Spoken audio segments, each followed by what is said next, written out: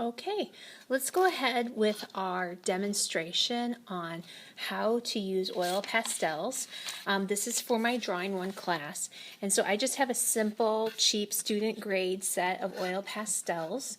And what we're going to do is we're going to practice 3 different techniques.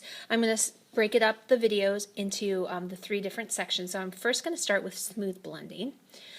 What we're going to do for the smooth blending is we're just going to use monochromatic color. So in my set I have white.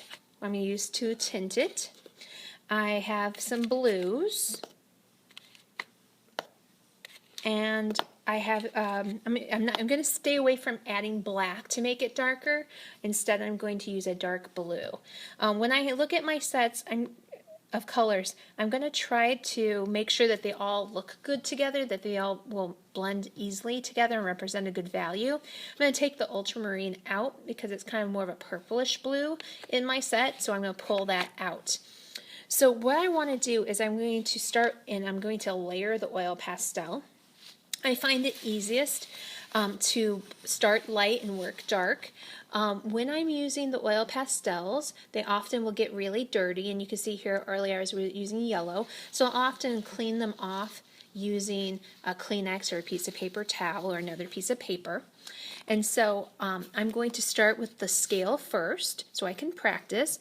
I'm going to layer it on, but I'm going to use basically light pressure, and then I'm going to ease up on the pressure so that I see more of the paper showing.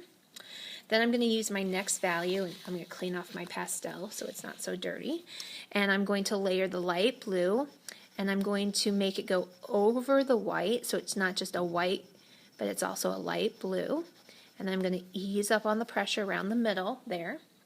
Then I'll layer on my cobalt blue. I want to overlap the color slightly, and then on the very end I'm going to use my Prussian blue.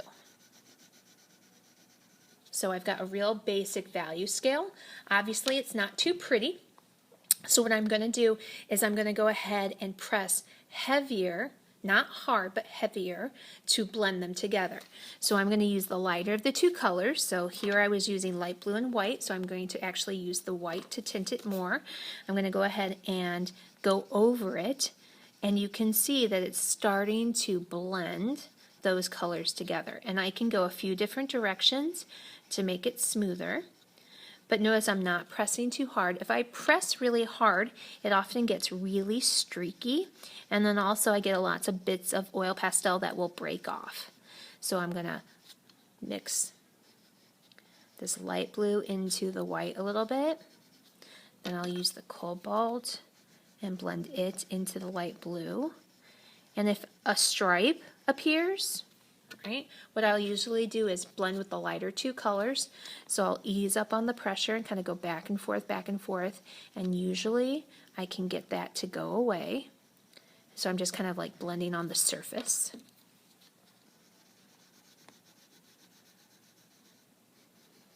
So it takes a little time for me to kind of build these up. If you get fancier oil pastels, it might actually go a little bit quicker.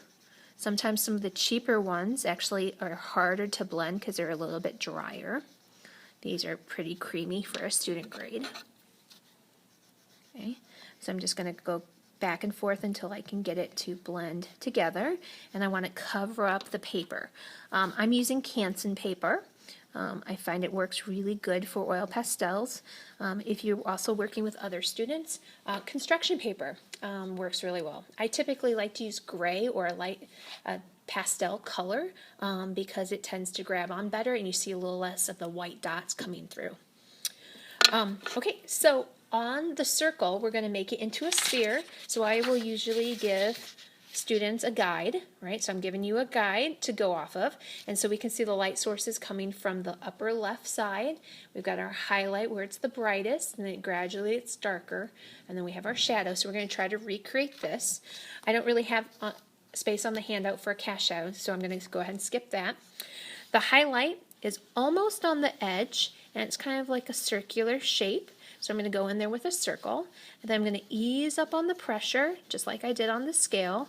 I like to shade with the contour, so I like to shade in circular motions, kind of spiraling out from the highlight. All right, so once again, I'm still going lightly. Then I'll go ahead and overlap the light blue. Let me get rid of that. I'll overlap that. I can keep those marks nice and close together to make it a little less streaky.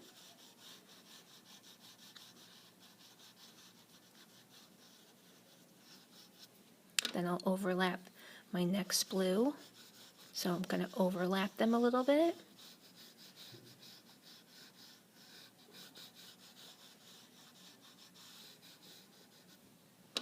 Maybe put a little bit of the pale blue on the edge. And then in the core of the shadow, I'm going to go in with that Prussian. So I've just got a nice base. I'm going to try to stay in the lines as much as I can there. Okay, so I have a base. Now I'm going to go ahead and go in just a little bit heavier.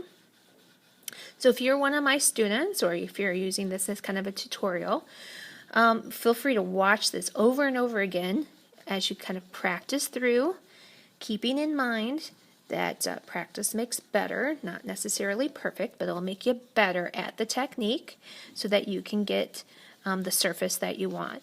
For my students, we're going to work on a portrait, and so we want to make sure that our skin looks smooth, and so we're going to probably use the smooth blending for that for that part.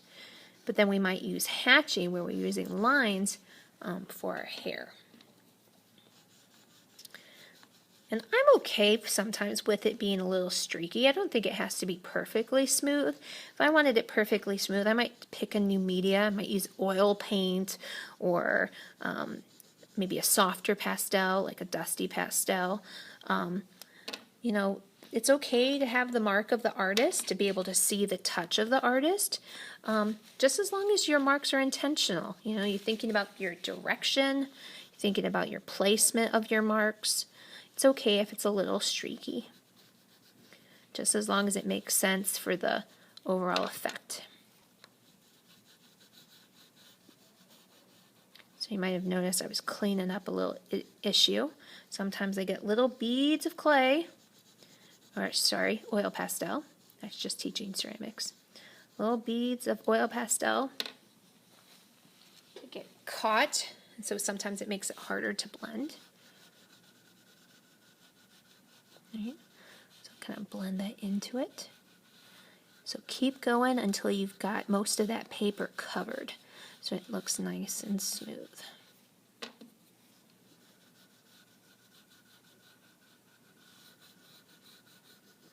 Right. So I'm pressing lightly. Sometimes if you press really, really heavy, you'll actually have to press really, really heavy in order to get it to blend better. But I like to use like light pressure. I find that works better. Okay.